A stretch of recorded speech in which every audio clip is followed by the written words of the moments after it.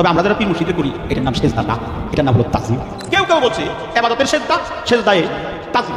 এই 5টি তাজিমই সেজদা কত মুখ যাকে বলা হয় ইহা দায়েজ। তার একটা হলো সন্তান তার মাতা পিতার চরণে সেজদা দিতে পারবে, ছাত্র তার মাস্টারকে পারবে, সন্তান তার মা এবং বাবাকে পারবে, দেশের হাক্কানি ন্যায় বিচারক বাদশা থাকলে প্রজারাও সেজদা দিতে পারবে, একজন শিষ্য হয়ে তার গুরুর চরণে সেজদা দিতে পারবে। কাউকে যদি সম্মান দেখাতে গিয়ে সিজদা করা যায়, তাহলে আল্লাহর এই জমিনে আল্লাহর পর সবচেয়ে বেশি সম্মান পাওয়ার হকদার কে? নবী করিম সাল্লাল্লাহু আলাইহি ওয়াসাল্লাম। নবী করিম সাল্লাল্লাহু আলাইহি ওয়াসাল্লামকে সম্মান দেখাতে গিয়ে, শ্রদ্ধা দেখাতে গিয়ে সাহাবায়ে কেরাম সিজদা করেছেন? কি বলেন?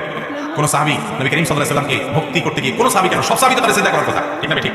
তাকে তো সবচেয়ে বেশি সম্মান জানাতে হয়, সবচেয়ে বেশি সম্মান জানাতে হয়, সবচেয়ে বেশি ইজ্জত জানাতে হয়, সবচেয়ে বেশি তাকে শ্রদ্ধা করতে হয়, এটা ইমানের দাবি। সাহাবায়ে কেরাম তাকে কত বেশি সম্মান জানাতেন, কিন্তু সেই সম্মান জানানোটা তাকে সিজদা দেওয়ার মাধ্যমে প্রকাশ করেছেন। যদি সবাই এরকম করতেন তাহলে হাজার হাজার হাদিস পাওয়া যেত এরকম যে নবী করিম সাল্লাল্লাহু আলাইহি ওয়াসাল্লামকে সম্মান জানাতে গিয়ে সিজদা করেছেন সাহাবীরা। এরকম তো কোনো হাদিস পাওয়া যায় না। আমার নবী সাল্লাল্লাহু আলাইহি ওয়াসাল্লামকে যদি সাহাবীরা সিজদা করে যে সম্মান না জানায়, আপনি আপনার জীবিত বা মৃত কোনো পীরকে, কোনো আপনার শ্রদ্ধাভাজন ব্যক্তিকে আপনি যদি সিজদা দিয়ে সম্মান জানান, তাহলে এই সম্মান জানানো এটা কি সাহাবী থেকে, নবী করিম সাল্লাল্লাহু আলাইহি ওয়াসাল্লাম থেকে কোনো প্রকার অনুমোদিত নাকি অননুমোদিত? সম্মান জানার পদ্ধতি নবী করিম সাল্লাল্লাহু আলাইহি ওয়াসাল্লামের সাহাবীদের চেয়ে যদি আপনি বেশি বুঝেন মনে হয়, তাহলে তো এই বেশি বোঝাটা গ্রহণযোগ্য হতে পারে। সিজদা এটা ইবাদত। সিজদা এটা কি? শুধু ইবাদত না, মৌলিক ইবাদত। আর এই ইবাদত শুধুমাত্র কার হবে?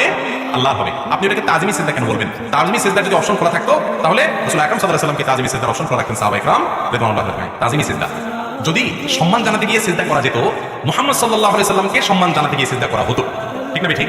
সেটা যেহেতু হয় নাই, তার চাইতে বেশি সম্মান পাওয়ার হকদার কেউ আর না। অতএব অন্য কারোর ক্ষেত্রে তাজিমি সিজদা এটার কোনো সুযোগ নাই। সিজদা এটা ইবাদত, আল্লাহ ছাড়া কারোর জন্য এটা নিবেদন করা শিরক, এটা শিরক, অতএব এটা করা যাবে না। আল্লাহ তাআলা আমাদেরকে বোঝার তৌফিক দান করুন।